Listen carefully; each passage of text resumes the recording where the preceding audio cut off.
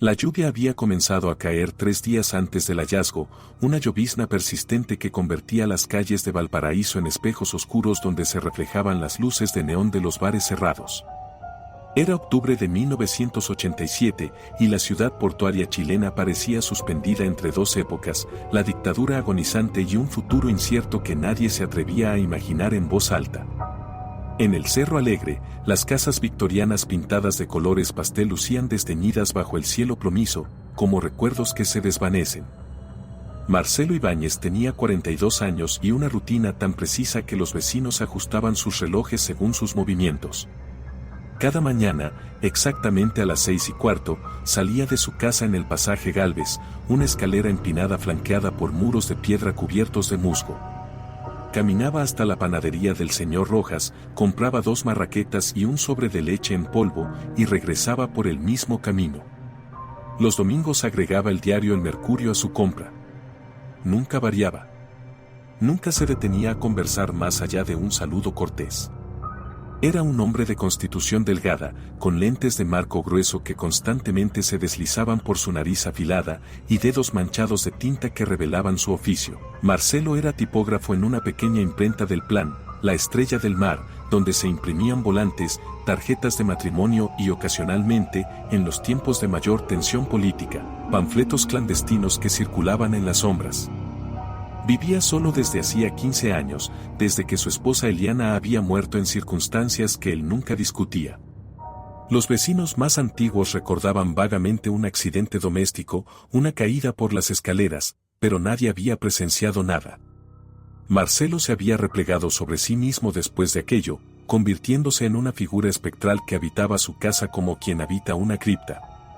La vivienda era una construcción estrecha de 2 pisos con ventanas altas y angostas que parecían ojos entrecerrados. Por las noches, una luz amarillenta emanaba del segundo piso, la única señal de vida en un edificio que parecía abandonado. Pero Marcelo tenía un secreto, uno que guardaba con el mismo celo con que otros guardan joyas o documentos comprometedores. En el sótano de su casa, accesible solo a través de una trampilla oculta bajo una alfombra persa desgastada, había construido un archivo. No era un archivo común, contenía cientos de carpetas, cada una meticulosamente etiquetada con nombres, fechas y códigos que solo él comprendía.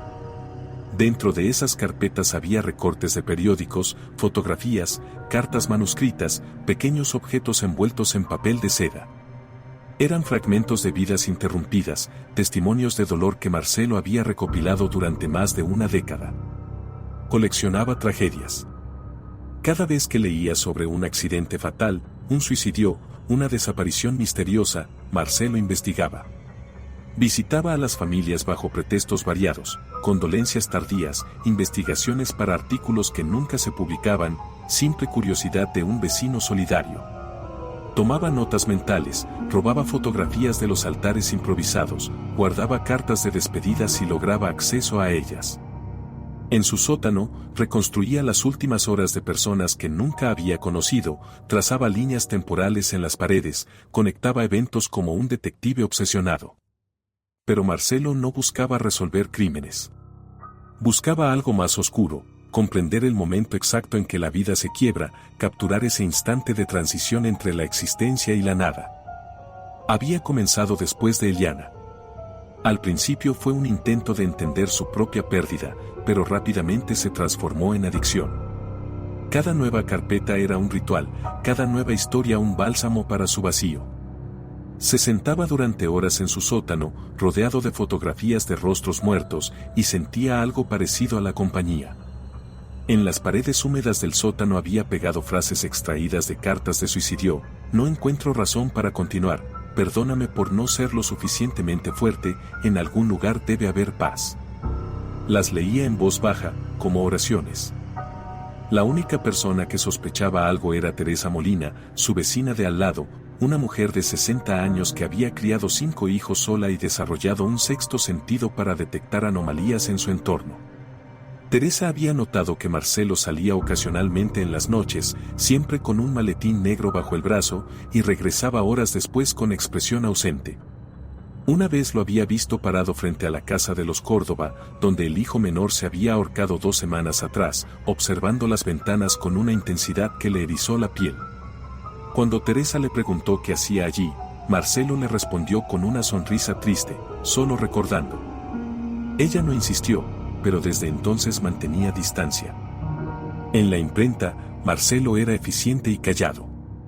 Su jefe, don Arturo Valenzuela, un hombre corpulento con bigote engomado que había heredado el negocio de su padre, apreciaba su puntualidad y discreción.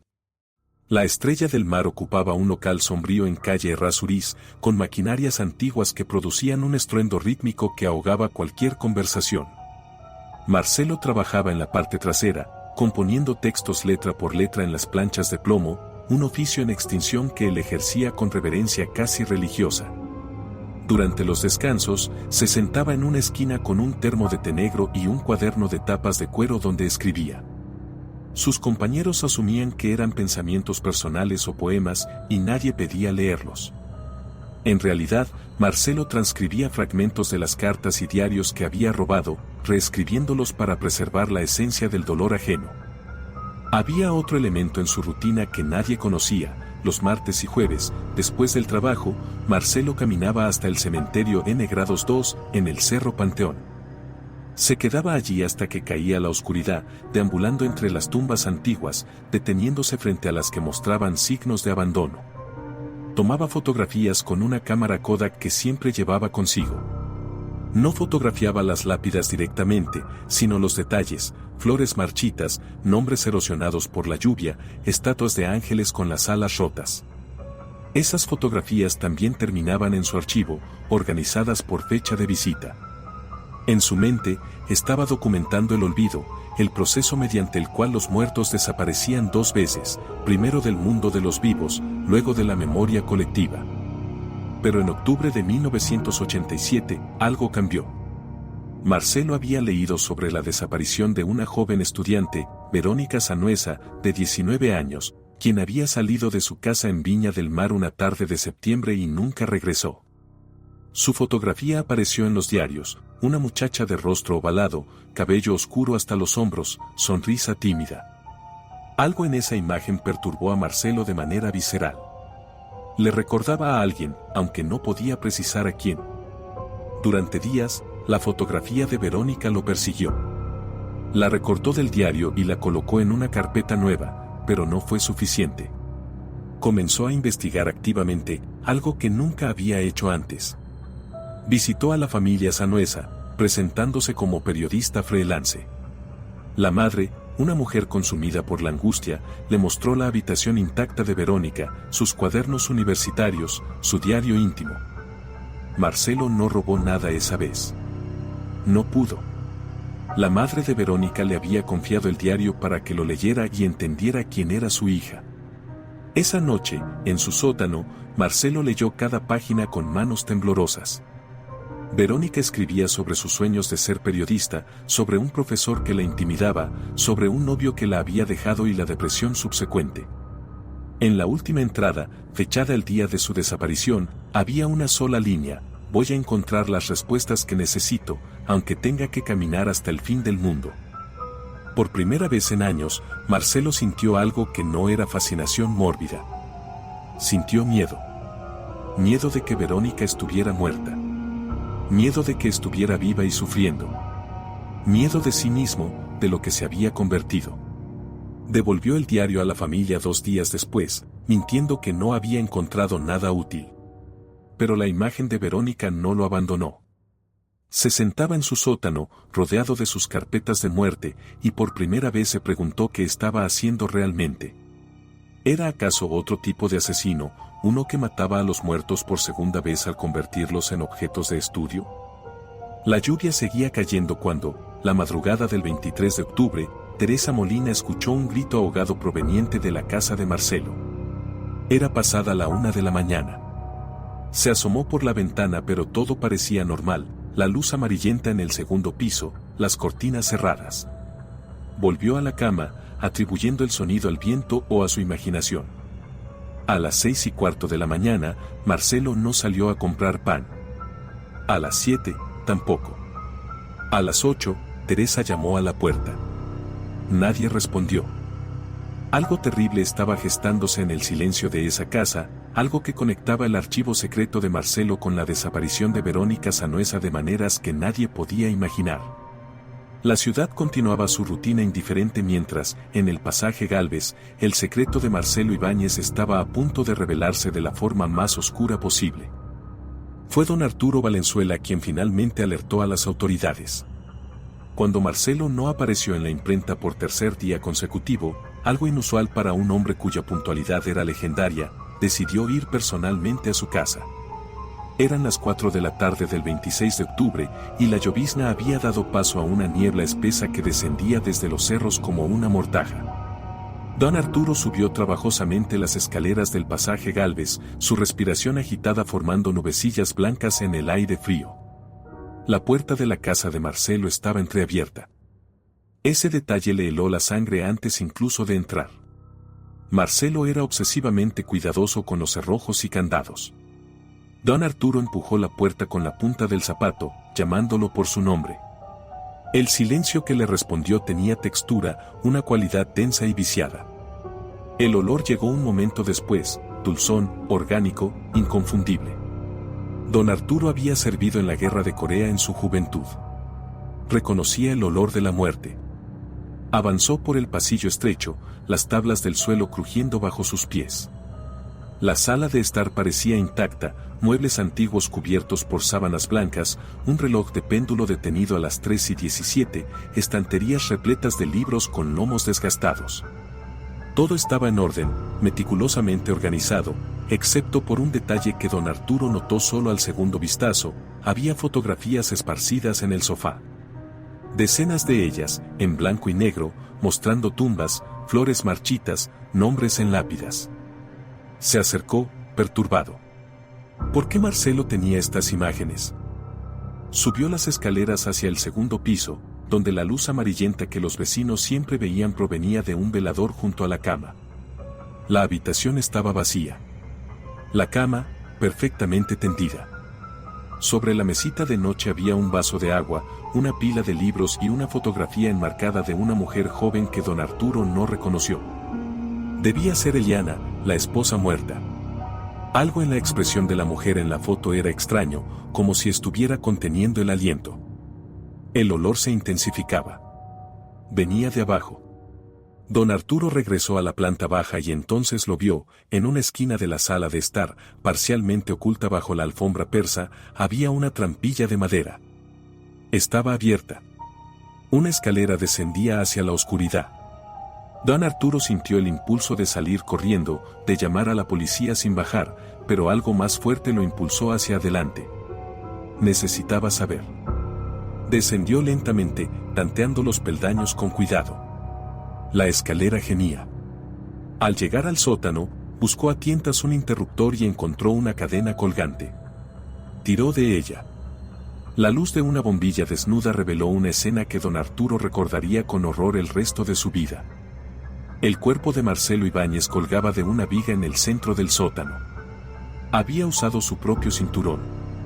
Su rostro estaba hinchado, violáceo, los ojos abiertos y vidriosos detrás de los lentes torcidos. Debajo de él, en el suelo de tierra compactada, había una silla volcada. Pero no era la muerte de Marcelo lo que provocó que don Arturo gritara hasta quedarse sin aire. Era lo que había en las paredes. Cientos, quizás miles de fotografías, recortes de periódicos, documentos, cartas, objetos personales, todos cuidadosamente organizados en paneles de corcho que cubrían cada centímetro de las paredes. Era como estar dentro de la mente fracturada de un detective obsesionado o de un asesino serial. Había fotografías de escenas de accidentes, de funerales, de familias llorando. Recortes de obituarios que se remontaban a más de una década. Cartas escritas a mano, despedidas de suicidas, últimas palabras. Y en el centro de todo, como el eje de una rueda macabra, había un panel dedicado completamente a Verónica Sanhueza, la estudiante desaparecida. Su fotografía estaba rodeada de notas manuscritas de Marcelo, con su letra pequeña y apretada: ¿dónde está? ¿Por qué ella? ¿Qué vi en sus ojos? Había copias de artículos sobre su desaparición, mapas de Viña del Mar con rutas marcadas, transcripciones de conversaciones que Marcelo debía haber tenido con la familia. En la esquina del panel había una nota en tinta roja que decía: «Yo también estoy desaparecido. Solo que nadie me busca». Don Arturo salió del sótano tambaleándose, vomitó en el jardín descuidado de la casa y corrió hasta la comisaría más cercana. 40 minutos después, el pasaje Gálvez estaba acordonado con cinta amarilla. Los vecinos se agolpaban en las escaleras, murmurando, especulando. Teresa Molina estaba entre ellos, con las manos apretadas contra el pecho, repitiendo una y otra vez: «Yo sabía que algo andaba mal. Yo sabía». El detective a cargo del caso era Rodrigo Fierro, un hombre de 38 años con reputación de ser meticuloso hasta la obsesión. Había trabajado en casos de homicidio durante la dictadura, investigando muertes que oficialmente eran accidentes o suicidios, sabiendo que muchas veces la verdad estaba enterrada bajo capas de mentiras institucionales. Cuando descendió al sótano de Marcelo, su primera reacción no fue de repulsión sino de reconocimiento. Había visto este tipo de obsesión antes, en asesinos, en víctimas de trauma, en personas que habían perdido toda conexión con la realidad consensuada. Fierro ordenó que fotografiaran todo antes de tocar nada. Pasó 3 horas en el sótano, examinando cada panel, cada carpeta. Había un método en la locura de Marcelo, un sistema de clasificación que revelaba una mente brillante pero rota. Las carpetas estaban organizadas cronológicamente, pero también por tipo de muerte: suicidios, accidentes, desapariciones, homicidios no resueltos. Cada carpeta contenía una narrativa completa, reconstruida con obsesión forense. Marcelo había investigado cada caso, había visitado escenas, había entrevistado a familias. Era como si hubiera estado conduciendo sus propias investigaciones paralelas a las oficiales. Pero el panel de Verónica Sanhueza era diferente. Era el único caso activo, el único en que la persona aún podía estar viva. Y las notas de Marcelo mostraban algo perturbador: no solo estaba documentando su desaparición, estaba identificándose con ella.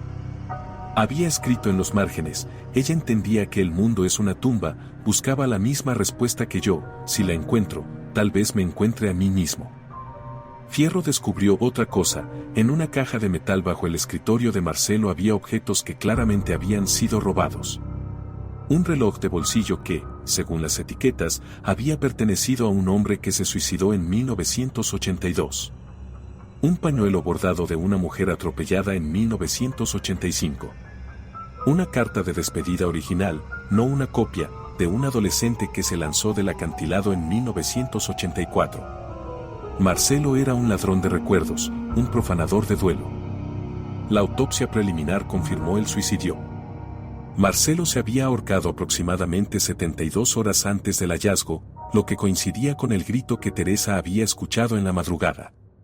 No había signos de lucha. Había una nota suicida, breve y perturbadora, sobre el escritorio del sótano: «He documentado tantas muertes que olvidé cómo se vive. Ya no sé quién soy. Verónica me mostró el espejo y vi un monstruo. Perdón». Pero Fierro no podía sacudirse la sensación de que algo más estaba sucediendo. La conexión con Verónica Sanhueza era demasiado intensa, demasiado específica. ¿Había Marcelo descubierto algo sobre su desaparición? ¿O era solo otra manifestación de su obsesión mórbida? Decidió visitar a la familia Sanhueza al día siguiente para investigar cualquier conexión. Esa noche, mientras el cuerpo de Marcelo era trasladado a la morgue y los técnicos continuaban catalogando la evidencia en el sótano, Fierro se quedó solo en la casa, sentado en la sala de estar, rodeado del silencio pesado que los muertos dejan tras de sí. Tomó el cuaderno de cuero que don Arturo había mencionado, el que Marcelo llevaba siempre a la imprenta. Lo abrió bajo la luz tenue del velador. Las páginas contenían fragmentos de dolor destilado. María escribió que la soledad era como ahogarse en aire. Julio dejó una nota de 3 palabras: no hubo alternativa. Carmen no dejó nada, solo zapatos junto al puente. Pero hacia el final del cuaderno, el tono cambiaba. Las últimas entradas estaban dedicadas a Verónica. Verónica me mira desde la foto. Me pregunta por qué colecciono muerte en lugar de vivir. No tengo respuesta. Tal vez por eso Eliana cayó. Tal vez yo la empujé con mi frialdad, mi incapacidad de conectar. He estado muerto 15 años. Verónica lo sabe. De alguna forma, ella lo sabe. Fierro cerró el cuaderno. Afuera, la niebla se había espesado tanto que las farolas apenas eran halos difusos en la oscuridad. Había algo en este caso que escapaba a la lógica simple del suicidio. Marcelo Ibáñez no era solo un hombre deprimido que se quitó la vida. Era un hombre que había construido un monumento al dolor humano y luego se convirtió en otra pieza de su propia colección. Pero la pregunta seguía ahí, suspendida en el aire viciado del sótano: ¿qué tenía que ver Verónica Sanhueza con todo esto? ¿Y qué secreto había descubierto Marcelo que lo había llevado finalmente a unirse a su museo de muerte? La respuesta comenzaría a revelarse en los días siguientes y sería más oscura de lo que nadie podía imaginar. La familia Sanhueza vivía en una casa modesta en el Cerro Castillo de Viña del Mar, a 20 minutos en bus desde Valparaíso. Fierro llegó a media mañana del día siguiente, bajo un cielo que finalmente había decidido escampar. La madre, Hilda Sanhueza, abrió la puerta con ojos enrojecidos que delataban semanas de llanto acumulado. Era una mujer pequeña, de manos ásperas de trabajar en una tintorería, con el rostro marcado por la preocupación constante. El padre había muerto cuando Verónica tenía 12 años, dejándola a ella sola para criar a sus 2 hijas. ¿Hay noticias?, fue lo primero que preguntó, con una voz que temblaba entre la esperanza y el terror. Fierro negó con la cabeza. No había venido por Verónica, al menos no directamente, sino por Marcelo Ibáñez. Le explicó quién era, lo que habían encontrado en su sótano. La expresión de Hilda pasó de la confusión al horror cuando Fierro mencionó el archivo dedicado a su hija. Ese hombre estuvo aquí, murmuró Hilda, llevándose las manos a la boca. Hace como 3 semanas. Dijo que era periodista, que estaba escribiendo sobre desapariciones. Yo le mostré todo. La habitación de Verónica, sus cosas, su diario. Dios mío, ¿qué hice? La hermana menor de Verónica, Patricia, de 16 años, apareció en el pasillo. Era delgada como una rama, con el mismo cabello oscuro que su hermana pero cortado muy corto, casi al ras. Tenía una expresión de ira concentrada en el rostro. ¿Encontraron algo en la casa de ese tipo?, preguntó sin preámbulos. Algo de Vero, quiero decir. Fierro dudó, pero decidió ser honesto. Solo información. Recortes de periódicos, fotografías de ella que aparecieron en los diarios. Notas sobre la investigación oficial. Nada personal. Mintió, dijo Patricia con firmeza. Cuando vino, le faltaba el diario de Vero cuando él se fue. Hilda se volvió hacia su hija, pálida. ¿Qué dices? Lo revisé al día siguiente. Faltaban las últimas páginas. Las arranqué.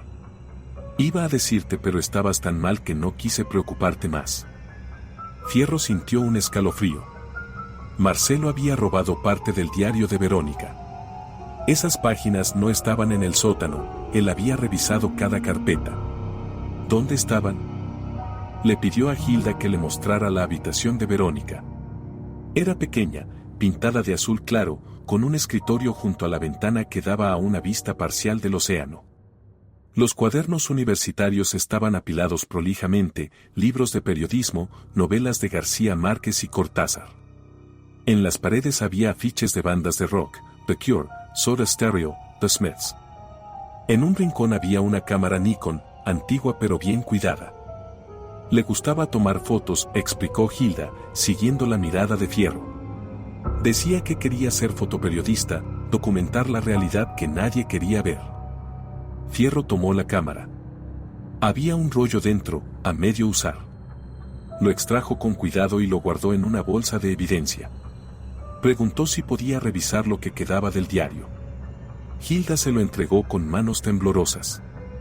Era un cuaderno universitario común, con la portada decorada por Verónica con recortes de revistas y dibujos a tinta. Las primeras páginas databan de enero de 1987, entradas dispersas sobre clases, amigos, películas que había visto. Pero el tono cambiaba hacia agosto.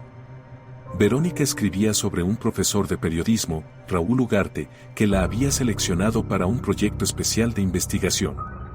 Fierro notó que Verónica nunca describía en qué consistía el proyecto, solo que era importante y peligroso y que finalmente podría ser periodismo real. Había menciones de salidas nocturnas, de entrevistas en lugares que no nombraba, de fuentes que debía proteger. Luego, en septiembre, algo cambiaba. Una entrada del 10 de septiembre decía: Raúl dice que estoy lista para la verdad completa. Me da miedo. Me emociona. Me siento viva por primera vez en años. Pero también siento que estoy cruzando una línea de la que no podré volver. Las últimas páginas que quedaban, justo antes de donde habían sido arrancadas las hojas finales, contenían una sola entrada fechada 2 días antes de su desaparición: ya no confío en Raúl. Hay algo que no me está diciendo. Las fotografías que tomé. Dios, las fotografías. Si alguien las ve, si alguien sabe que las tengo que esconderlas. Mami no puede saber nada de esto. Pato tampoco. Es demasiado peligroso. Fierro cerró el diario lentamente. Preguntó por el profesor Ugarte. Hilda dijo que había ido a buscarlo a la universidad después de la desaparición de Verónica, pero le informaron que Ugarte había renunciado abruptamente a finales de septiembre, una semana después de que Verónica desapareciera. Nadie sabía dónde estaba. No respondía a las llamadas. Su departamento había sido abandonado, según los vecinos. ¿Verónica tenía algún lugar especial?, preguntó Fierro. ¿Algún sitio donde fuera cuando necesitaba pensar? Patricia respondió: el faro. El faro de Punta Ángeles, al final de la costa. Íbamos juntas a veces. Ella se sentaba en las rocas y tomaba fotos del mar. Fierro decidió ir allí. Pero antes, necesitaba procesar el rollo de la cámara de Verónica. De vuelta en Valparaíso, entregó el rollo al laboratorio forense con instrucciones de prioridad máxima. Mientras esperaba los resultados, regresó a la casa de Marcelo. Necesitaba encontrar las páginas arrancadas del diario. Pasó horas en el sótano, ahora vacío de su espectralidad inicial gracias a las luces halógenas que el equipo forense había instalado. Revisó cada caja, cada carpeta, cada rincón. Nada. Entonces se le ocurrió algo: ¿y si Marcelo las había llevado consigo en sus últimos momentos? Llamó al forense que había examinado el cuerpo. Le confirmó que en los bolsillos de Marcelo solo había encontrado llaves, algunas monedas y un recibo arrugado de una farmacia. Fierro examinó el recibo. Estaba fechado el día antes del suicidio de Marcelo. Había comprado un frasco de pastillas para dormir, marca Mogadon, 30 tabletas. El frasco estaba en la mesita de noche del segundo piso, vacío. Pero Marcelo no había muerto por sobredosis, sino por ahorcamiento. ¿Para qué había comprado las pastillas? Entonces lo vio: en el reverso del recibo había algo escrito con la letra de Marcelo. Una dirección: Camino del Faro SN, Punta Ángeles. El pulso de Fierro se aceleró. Marcelo había ido al faro. ¿Por qué? ¿Había seguido los pasos de Verónica? ¿O había descubierto algo allí? Al día siguiente, las fotografías del rollo de Verónica llegaron a su escritorio. Fierro las extendió sobre la mesa, su respiración contenida. Las primeras eran inocentes: paisajes marinos, retratos de su hermana, tomas artísticas del puerto. Pero las últimas 5 fotografías le helaron la sangre. Eran fotos nocturnas, tomadas con flash, borrosas por el movimiento pero reconocibles. Mostraban el interior de lo que parecía ser un almacén o galpón abandonado. Había personas en las fotos, rostros captados de perfil, de espaldas, en sombras. Pero lo que capturó la atención de Fierro fueron los objetos en el fondo: cajas apiladas con marcas que parecían militares, personas en uniforme, y algo que parecía ser dinero, fajos de billetes sobre una mesa. Verónica había fotografiado algo clandestino. Algo peligroso. En la última fotografía, había un detalle que Fierro casi pasó por alto: en una esquina, colgado en la pared del galpón, había un calendario. Se acercó con una lupa. La fecha marcada era septiembre de 1987, apenas semanas antes de la desaparición de Verónica. Fierro comprendió con terrible claridad: Verónica no había desaparecido simplemente. Había descubierto algo que no debía descubrir, lo había documentado, y alguien la había silenciado. El profesor Ugarte estaba involucrado, seguro. ¿Pero quién más? ¿Y cómo encajaba Marcelo en todo esto? Decidió ir al faro esa misma tarde. Condujo por la carretera costera mientras el sol comenzaba a descender, tiñendo el océano de naranja y púrpura. El faro de Punta Ángeles era una estructura blanca y roja de 30 metros de altura, construida a finales del siglo XIX, ahora automatizada y apenas visitada. El camino que llevaba hasta allí estaba en mal estado, lleno de baches y maleza. Fierro estacionó cerca de las rocas donde Patricia había dicho que Verónica se sentaba. La marea estaba baja, revelando formaciones de piedra cubiertas de algas. Caminó hacia el faro, el viento salado azotándole el rostro. La puerta del faro estaba cerrada con candado, oxidado por la sal. Pero había marcas recientes en el suelo, huellas de zapatos en la tierra húmeda. Siguió las huellas. Lo llevaron alrededor del faro, hacia un acantilado que descendía abruptamente hacia el mar. Allí, en una grieta entre las rocas, cubierto parcialmente por una lona verde, había un maletín negro. El maletín de Marcelo. Fierro lo abrió con manos temblorosas. Dentro había una linterna, el cuaderno de cuero que Marcelo siempre llevaba, y un sobre de Manila. Dentro del sobre estaban las páginas arrancadas del diario de Verónica. Fierro las leyó bajo la luz mortecina del atardecer.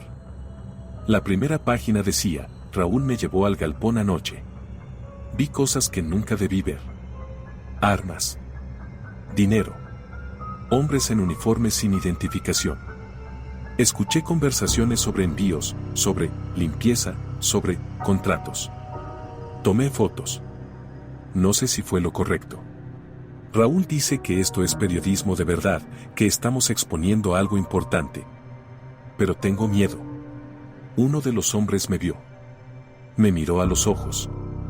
Siento que esa mirada me marcó. La segunda página: Raúl ha desaparecido. No responde mis llamadas. Fui a su departamento y estaba vacío, como si nunca hubiera vivido allí. Las fotos están escondidas en el faro, en el lugar especial que solo Pato y yo conocemos. Si algo me pasa, que alguien las encuentre. Que alguien cuente la verdad. La tercera y última página era la más perturbadora: anoche soñé con mamá. Me decía que corriera. Que me escondiera. Pero no hay dónde correr. El hombre del galpón, el que me vio, lo vi hoy en la universidad. Me seguía. Sé que me seguía. Voy a ir al faro una última vez. Voy a recuperar las fotos y llevárselas a alguien, a un periodista de verdad, a alguien que pueda publicarlas. Si desaparezco, que sepan que no huí. Que no me rendí. Que traté de hacer lo correcto. Fierro levantó la vista hacia el faro, su silueta recortada contra el cielo que oscurecía. Verónica había escondido las fotografías aquí. Marcelo lo había descubierto de alguna forma. Había venido a buscarlas. ¿Las había encontrado? ¿O había encontrado algo más? Descendió cuidadosamente hacia la grieta donde estaba el maletín, explorando con la linterna de Marcelo. Al fondo de la grieta, parcialmente cubierto por piedras sueltas, había algo que reflejaba la luz. Se acercó, apartando las piedras con las manos. Era una cámara. La Nikon de Verónica. Y junto a ella, envuelto en plástico para protegerlo de la humedad, había un sobre. Fierro lo abrió. Dentro estaban los negativos. Las fotografías originales que Verónica había tomado en el galpón. Pero había algo más. En el fondo del sobre había una nota manuscrita, reciente, con la letra de Marcelo: Verónica, te encontré aunque ya no estés. Esto es lo que me faltaba en mi archivo, la historia de alguien que murió tratando de vivir con sentido. Perdóname por robar tu dolor. Ahora entiendo que no puedo seguir robando vidas. Es hora de devolver la mía. Fierro se sentó en las rocas, las olas rompiendo a sus pies, sosteniendo los negativos contra la última luz del día. Marcelo había descubierto la verdad sobre Verónica. Había encontrado las pruebas de su último acto de valentía. Y esa verdad, ese encuentro con alguien que había elegido el coraje sobre la supervivencia, lo había destruido. Porque Marcelo había pasado 15 años documentando muerte sin entender vida. Y cuando finalmente encontró a alguien que había vivido intensamente hasta el final, no pudo soportar el contraste con su propia existencia vacía. Pero la pregunta central permanecía, más urgente que nunca: ¿dónde estaba Verónica Sanhueza? ¿Estaba muerta, como Marcelo asumía en su nota? ¿O había logrado escapar, esconderse, sobrevivir? La respuesta estaba en los negativos. Y Fierro sabía que revelarlos podría abrir una caja de Pandora que amenazara no solo a los culpables de la desaparición de Verónica, sino a él mismo. Mientras regresaba a su auto, el faro se encendió automáticamente, su luz cortando la oscuridad en intervalos regulares, como un latido mecánico en la noche. Fierro miró hacia atrás una última vez. En la base del faro, medio oculto entre las sombras, creyó ver una figura. Solo por un instante. Luego desapareció. Probablemente su imaginación, se dijo. O quizás no. Algo en ese lugar seguía vivo, vigilante, esperando. La revelación de los negativos tomó 2 días. Fierro insistió en que se hicieran en un laboratorio privado, no en el oficial.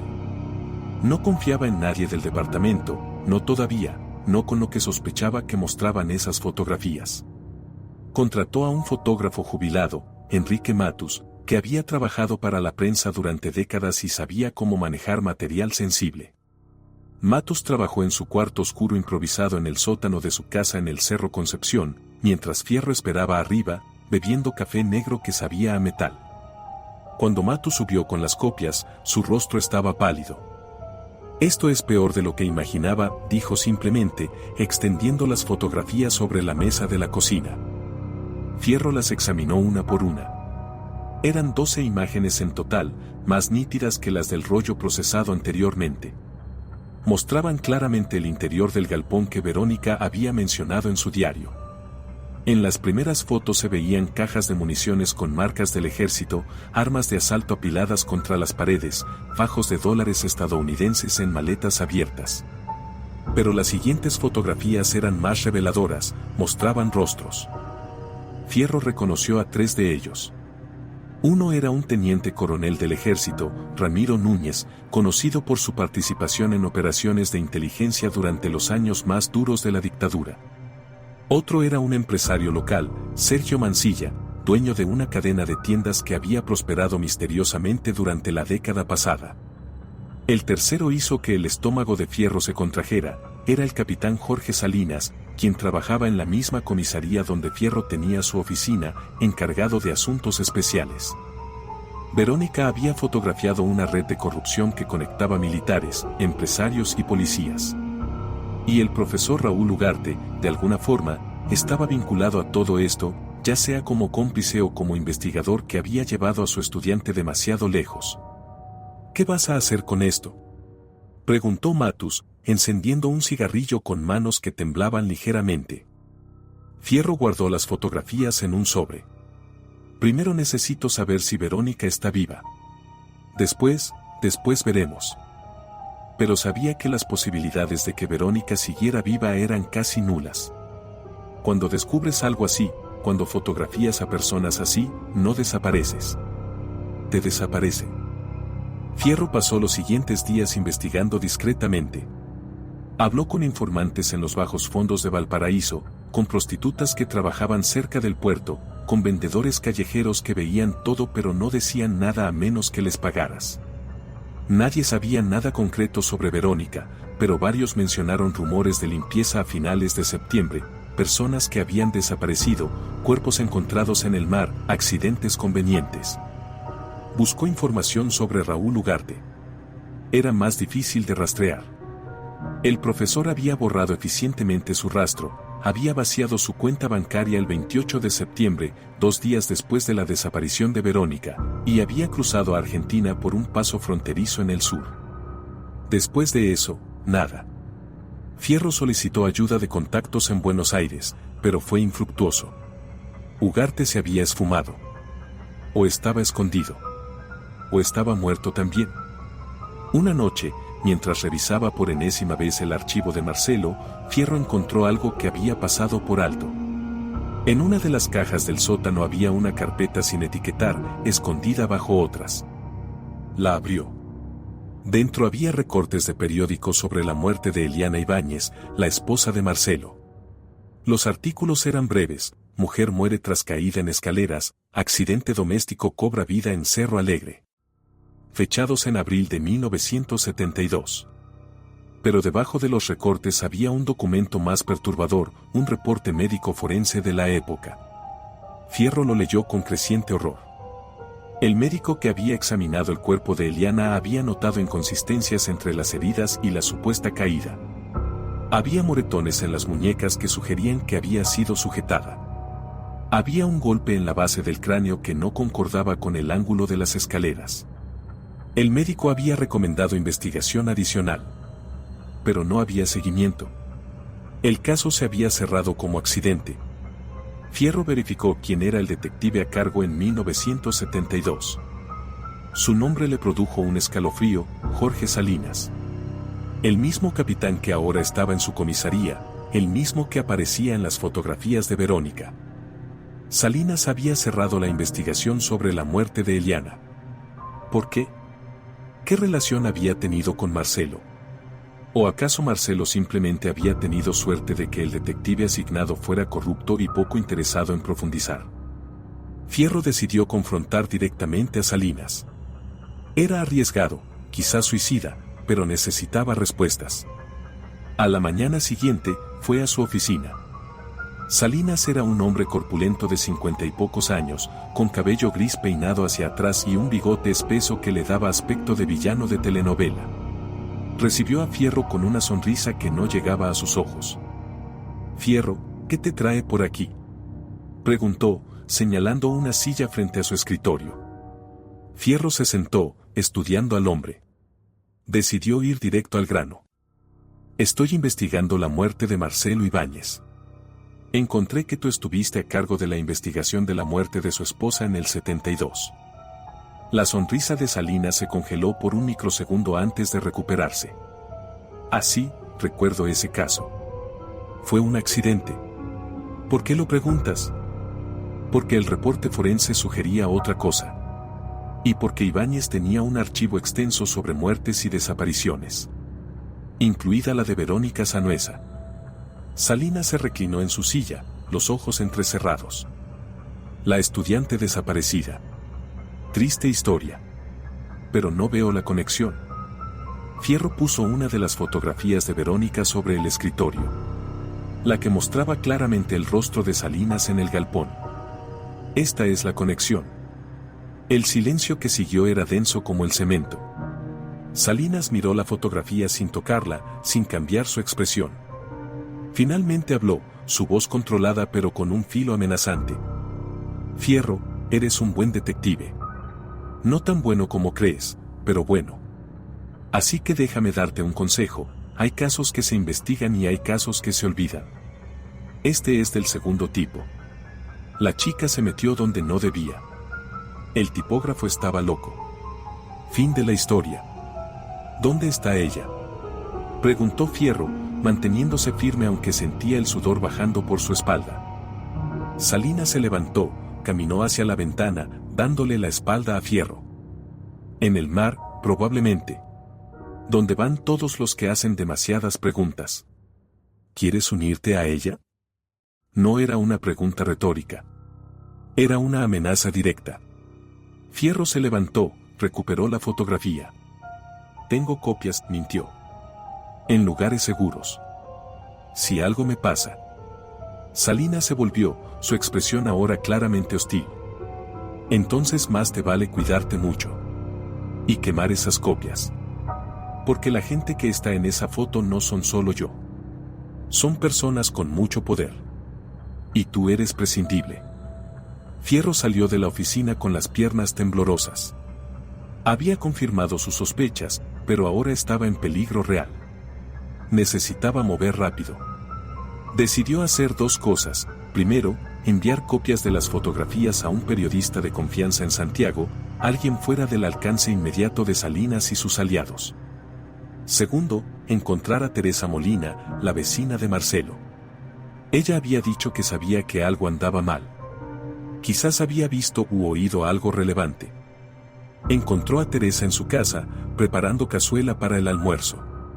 La mujer lo recibió con recelo, pero cuando Fierro le explicó que estaba tratando de entender qué había llevado a Marcelo al suicidio, se ablandó. Era un hombre roto, dijo Teresa, sirviendo té. Yo lo sabía desde que Eliana murió. Él cambió esa noche. Se volvió ausente. ¿Qué recuerdas de esa noche? Teresa miró su taza, como si las hojas de té pudieran revelarle el pasado. Escuché gritos. Eliana gritaba para. Luego un golpe fuerte. Luego silencio. Cuando bajé, la puerta de Marcelo estaba abierta. Ella estaba al pie de las escaleras. Marcelo estaba arriba, mirando hacia abajo, con una expresión vacía. Como si no estuviera realmente ahí. Llamé a la policía. Vino ese capitán, Salinas. Le dije lo que había escuchado. Él me miró y me dijo que era mejor para mí recordar que no había escuchado nada. Que los accidentes pasan. Que si yo insistía en mi versión, podría tener problemas. Era 1972. Nadie discutía con los militares. ¿Crees que Marcelo la empujó? Teresa tardó en responder. No lo sé. Pero sé que después de esa noche, él se convirtió en un fantasma. Vivía, pero no estaba vivo. Y sé que Salinas volvió a visitarlo varias veces después. Los veía hablando en la calle. Marcelo siempre parecía asustado. Fierro sintió que las piezas comenzaban a encajar de una forma horrible. Salinas había usado la muerte de Eliana para tener control sobre Marcelo.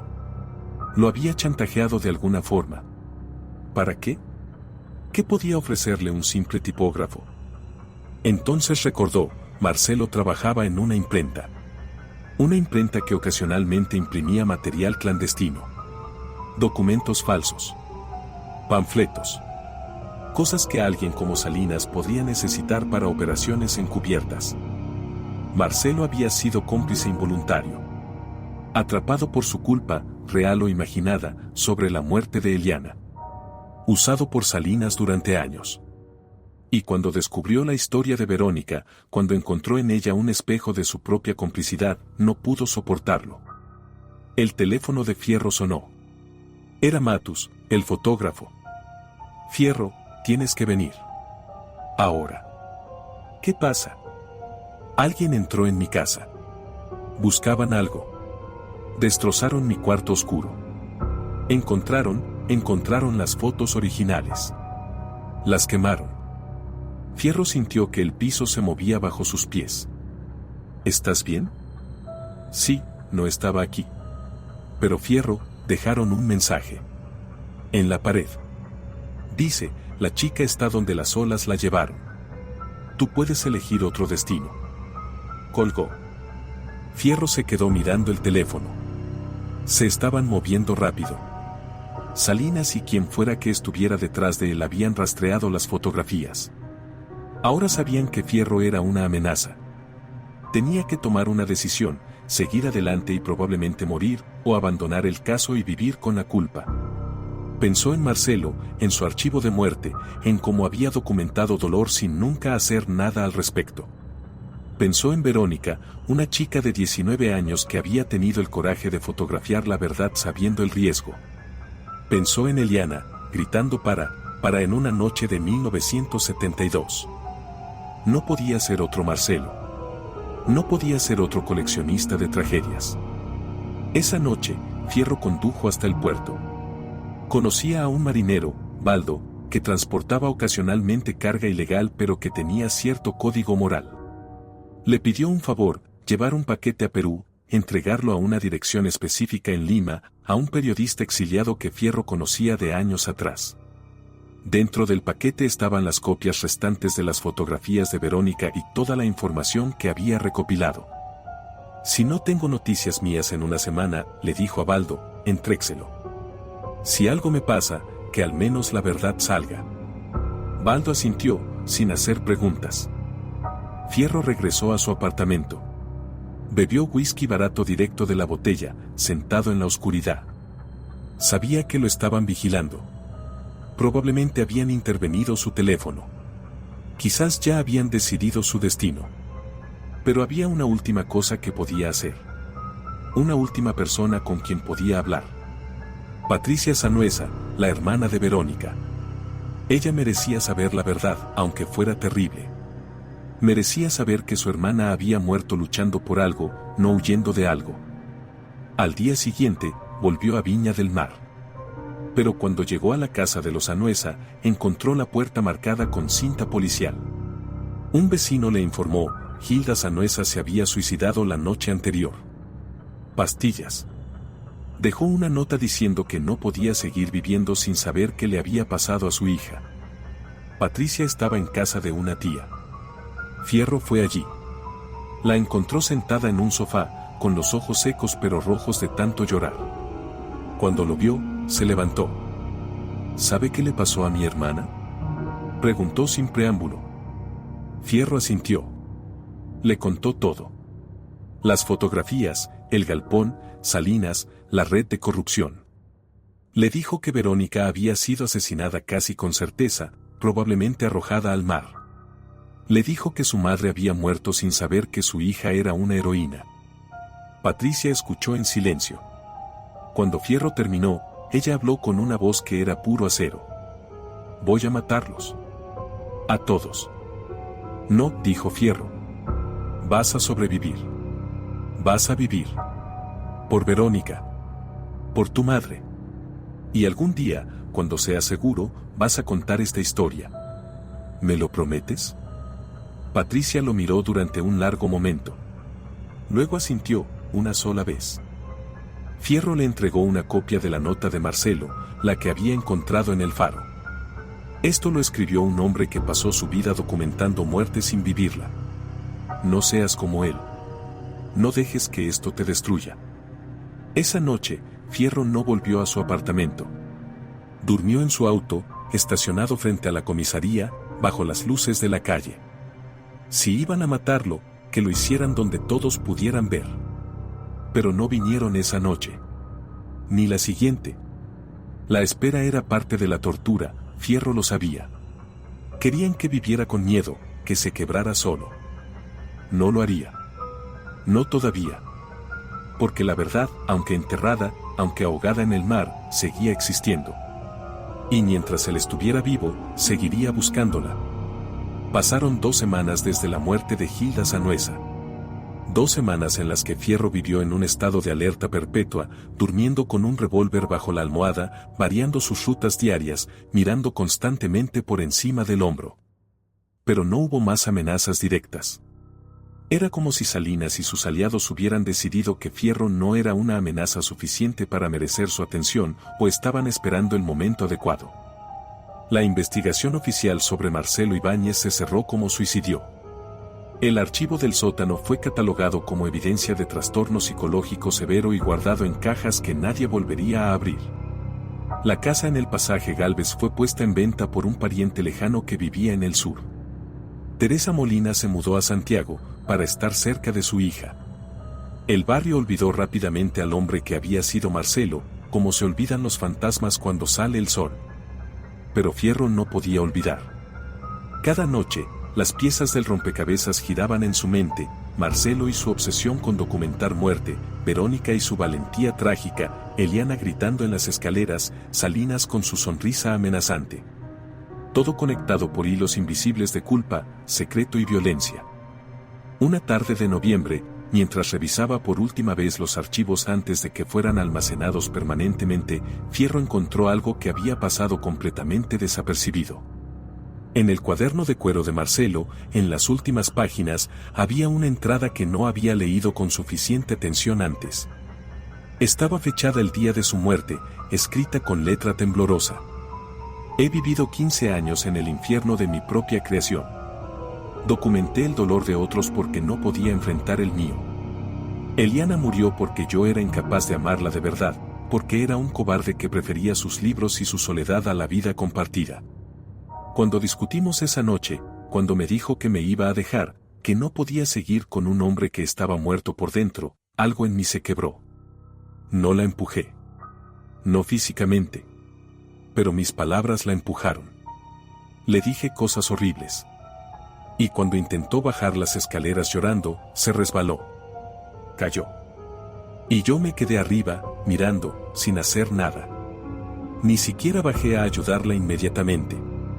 Me quedé paralizado, observando, como si fuera una escena en una película. Salinas lo supo. No sé cómo, pero lo supo. Vio en mis ojos la culpa y la usó. Durante años me obligó a imprimir documentos que no debía, a falsificar papeles, a ser cómplice de cosas que solo puedo imaginar. Me convertí en un eslabón de una cadena de maldad. Y me resigné. Porque creía que lo merecía. Pero Verónica me mostró otra posibilidad. Una joven que enfrentó el peligro por principios. Que eligió la verdad sobre la seguridad. Encontré sus fotografías en el faro, donde su hermana me dijo que iba. Las revelé yo mismo, en el cuarto oscuro que tengo en el sótano, el que nunca nadie vio.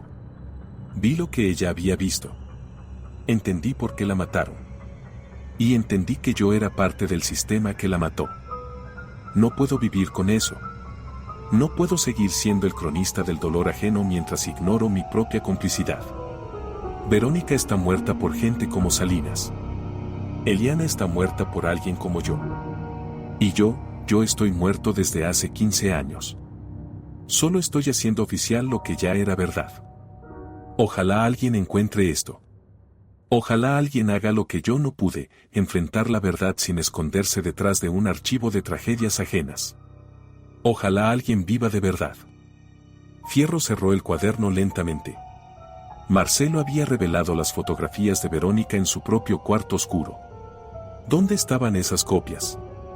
Volvió al inventario del sótano. No había ningún cuarto oscuro listado.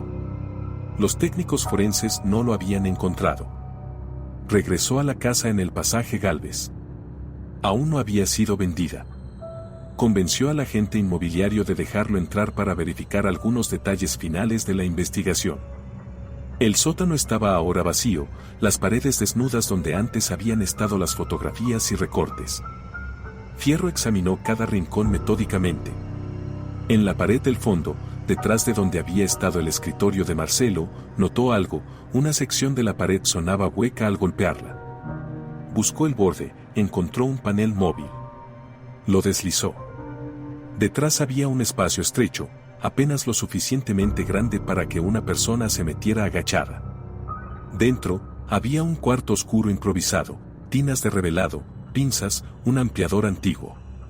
Y sobre una mesa pequeña, cuidadosamente organizadas, estaban las copias que Marcelo había hecho de las fotografías de Verónica. Pero había algo más. Había otra serie de fotografías que Fierro nunca había visto. Eran fotos del galpón, pero tomadas desde un ángulo diferente, en una fecha posterior. Mostraban cajas siendo cargadas en camiones. Y en una de las fotos, clarísima bajo la luz de una farola, estaba Raúl Ugarte, el profesor de Verónica, hablando con Salinas. Fierro sintió que todo encajaba finalmente. Ugarte no era un periodista idealista llevando a su estudiante a investigar corrupción. Era parte de la operación. Había usado a Verónica, probablemente prometiéndole una gran historia, para tener acceso a lugares donde él no podía ir sin levantar sospechas. Y cuando ella tomó las fotografías, cuando vio demasiado, se convirtió en un riesgo. Ugarte la había entregado. Por eso había desaparecido tan rápidamente después. Probablemente le habían pagado bien por su silencio, por su complicidad. Y probablemente ahora estaba en alguna playa de Brasil, viviendo con dinero manchado de sangre. Fierro tomó todas las fotografías del cuarto oscuro secreto. Esta vez las escondió mejor, en una caja de seguridad en un banco, bajo un nombre falso. Hizo copias y las distribuyó en 3 ubicaciones diferentes. Si iban a matarlo, al menos la evidencia sobreviviría. Pero sabía que no era suficiente. Necesitaba algo más, algo que conectara directamente a Salinas y a los otros con la muerte de Verónica. Necesitaba un cuerpo. Necesitaba prueba física. Pasó semanas investigando discretamente los patrones de eliminación que Salinas y su red podían haber usado. Habló con pescadores, con guardacostas, con gente que vivía en las caletas a lo largo de la costa. Aprendió que había lugares específicos donde las corrientes llevaban los cuerpos cuando eran arrojados al mar desde ciertos puntos. Lugares donde ocasionalmente aparecían restos no identificados. En diciembre, un mes después de encontrar el cuarto oscuro, un pescador en una caleta al sur de Valparaíso reportó haber encontrado restos humanos enredados en sus redes. Fierro fue inmediatamente. Eran restos esqueletizados, muy deteriorados por el mar, pero había trozos de ropa sintética que habían sobrevivido. Y había algo más, un collar con un dije en forma de cámara fotográfica. Patricia Sanhueza identificó el collar. Había sido un regalo que ella le hizo a Verónica en su último cumpleaños. Finalmente habían encontrado a Verónica. O lo que quedaba de ella. La autopsia forense encontró fracturas consistentes con trauma antes de la muerte. Había sido golpeada, probablemente torturada, antes de ser arrojada al mar. Fierro sintió una furia fría asentarse en su pecho. No era suficiente documentar esto. No era suficiente ser otro Marcelo, otro cronista de dolor. Tenía que actuar. ¿Pero cómo? Salinas estaba protegido. Los hombres en las fotografías tenían poder, conexiones. Si Fierro intentaba proceder legalmente, la evidencia desaparecería, testigos morirían o se retractarían, y él mismo probablemente sería encontrado suicidado como tantos otros. La respuesta llegó de donde menos lo esperaba. Patricia Sanhueza lo contactó. Había estado en contacto con un grupo de abogados de derechos humanos que documentaban crímenes de la dictadura. Con el régimen tambaleándose, cada vez más cerca de su fin, había una ventana de oportunidad. Si podían presentar el caso no como un crimen común sino como parte de las violaciones sistemáticas del régimen, tendrían más protección, más visibilidad. Fierro aceptó. Trabajaron en secreto durante meses, construyendo un caso hermético. Conectaron las fotografías de Verónica con operaciones conocidas de tráfico de armas y corrupción militar. Conectaron a Salinas con múltiples suicidios y accidentes sospechosos a lo largo de los años, incluida la muerte de Eliana Ibáñez. Incluyeron el testimonio de Teresa Molina, quien finalmente aceptó hablar públicamente sobre lo que había escuchado esa noche de 1972. En marzo de 1988, presentaron el caso. No a las autoridades locales, sino directamente a organizaciones internacionales de derechos humanos, a la prensa extranjera, a todos los que pudieran amplificar la historia antes de que pudiera ser silenciada. La reacción fue explosiva. Los medios internacionales recogieron la historia, estudiante asesinada por fotografiar corrupción militar, red de oficiales involucrados en crímenes encubiertos. Las fotografías de Verónica, finalmente reveladas al público, mostraban una verdad innegable. Salinas fue arrestado, junto con otros 3 oficiales. El teniente coronel Núñez huyó del país. El empresario Mancilla fue encontrado muerto en su casa, supuesto suicidio, antes de que pudiera ser interrogado. Raúl Ugarte nunca fue localizado. El juicio fue largo, complicado, lleno de obstrucciones. Pero al final, en septiembre de 1989, un año después de la caída formal de la dictadura, Salinas fue sentenciado a 20 años de prisión por complicidad en el asesinato de Verónica Sanhueza y encubrimiento en la muerte de Eliana Ibáñez. No era suficiente. Nunca sería suficiente. Pero era algo. Fierro renunció a la policía después del juicio. No podía seguir siendo parte de una institución que había protegido a hombres como Salinas durante décadas. Abrió una pequeña agencia de investigaciones privadas en Valparaíso, especializada en casos de personas desaparecidas. Pro bono, la mayoría de las veces. Patricia Sanhueza se convirtió en periodista, como su hermana había soñado ser. Dedicó su carrera a exponer corrupción, a dar voz a los silenciados. Escribió un libro sobre Verónica, titulado La última fotografía, que se convirtió en un éxito de ventas y ayudó a mantener viva la memoria de su hermana. La casa de Marcelo en el pasaje Gálvez fue finalmente comprada por una joven pareja con un bebé. Renovaron completamente el interior, pintaron las paredes de colores brillantes, llenaron las habitaciones de risa. El sótano fue convertido en un cuarto de juegos para niños. La oscuridad fue reemplazada por luz. Pero a veces, cuando Fierro pasaba por ese barrio, se detenía frente a la casa. Y pensaba en Marcelo, en su archivo de muerte, en cómo había documentado tantas tragedias sin entender que él mismo era una de ellas. Pensaba en Verónica, en su valentía y en el precio que pagó por ella. Pensaba en Eliana, gritando en la oscuridad de una noche de 1972.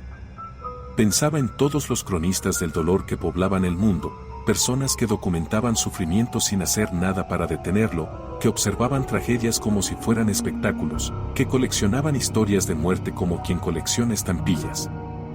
Y se prometía, una y otra vez, no ser uno de ellos.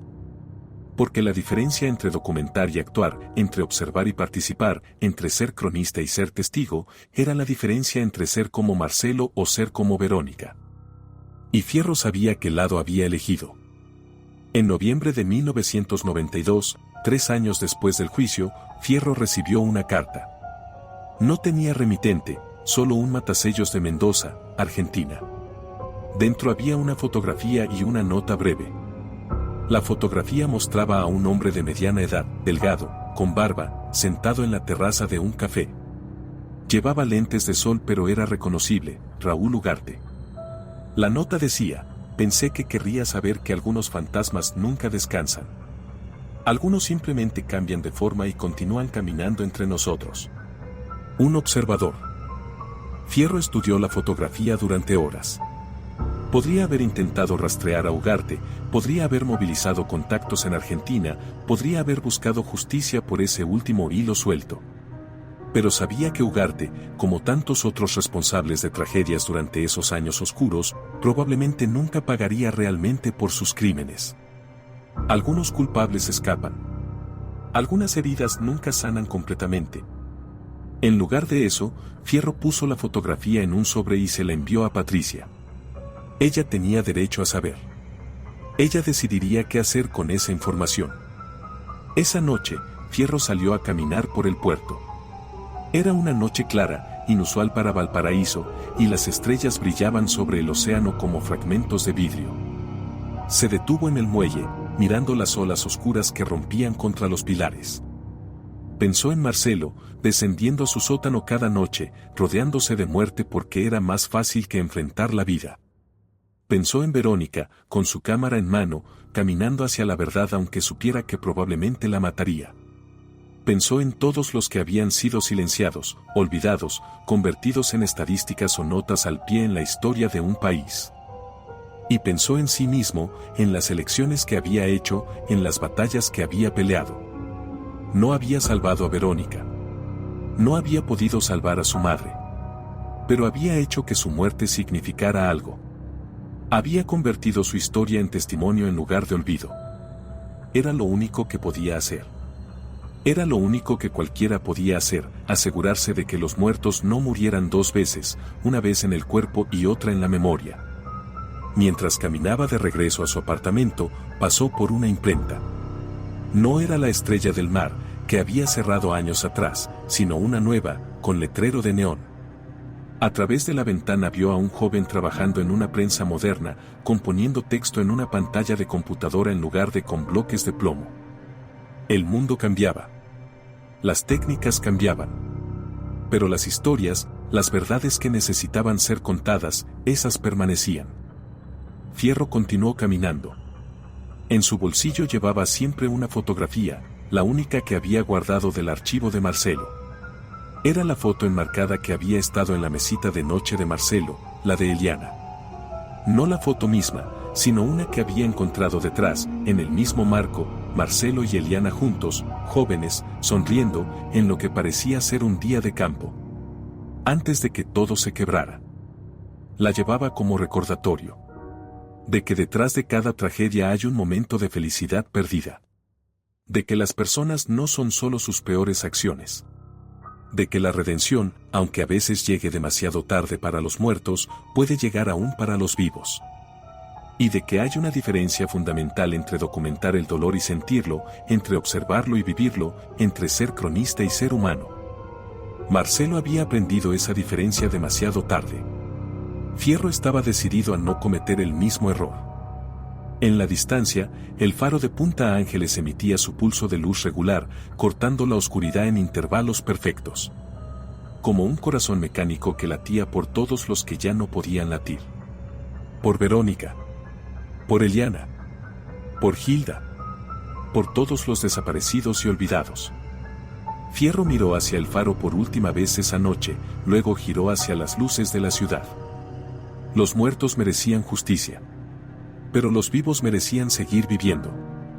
Y ambas cosas, de alguna forma, eran inseparables. Años después, cuando Fierro era ya un hombre mayor, ocasionalmente daba charlas en universidades sobre investigación criminal y derechos humanos. Siempre terminaba sus presentaciones con la misma reflexión. Conocí a un hombre que pasó 15 años coleccionando muerte.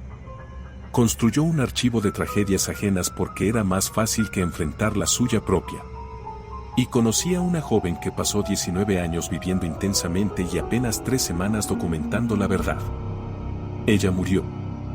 Él también. Pero solo uno de ellos vivió realmente. La diferencia entre ambos no está en cómo murieron, sino en cómo eligieron existir mientras aún podían elegir. Uno se escondió detrás de las historias de otros. La otra se convirtió en su propia historia, una que valía la pena contar.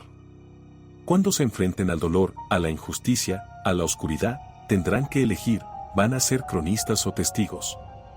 ¿Van a documentar o van a actuar?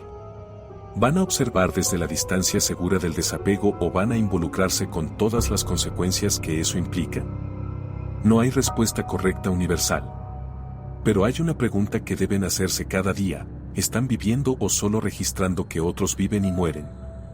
Porque al final, todos somos cronistas de algo. La cuestión es, ¿de qué estamos llevando el registro? ¿Y a qué precio? Las luces del auditorio se encendían. Los estudiantes aplaudían. Y Fierro guardaba sus notas, sabiendo que había algunos en la audiencia que entenderían. Algunos que elegirían ser como Verónica en lugar de como Marcelo. Y eso, pensaba mientras salía al aire frío de la noche, era suficiente. Tenía que ser suficiente. Porque las historias no mueren mientras haya alguien dispuesto a contarlas.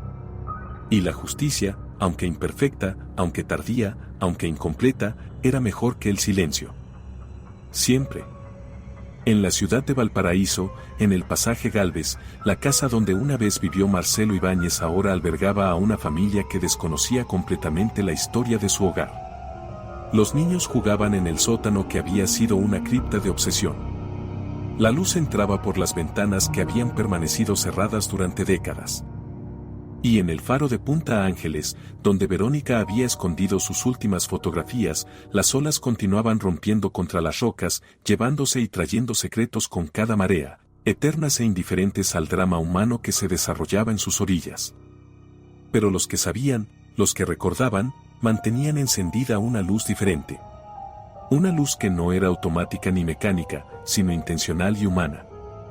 La luz de la memoria. La luz del testimonio. La luz de la verdad, por oscura y dolorosa que fuera. Y esa luz, a diferencia de los cuerpos en el mar, a diferencia de los archivos en sótanos abandonados, esa luz no se apagaba. No mientras quedara alguien dispuesto a mantenerla encendida. No mientras hubiera cronistas que eligieran convertirse en algo más que simples observadores del dolor. No mientras la historia de Marcelo Ibáñez y Verónica Sanhueza sirviera de recordatorio de que hay dos formas de morir, una vez en el cuerpo y otra en el olvido. Y que solo nosotros, los vivos, podemos decidir cuál de esas muertes permitimos.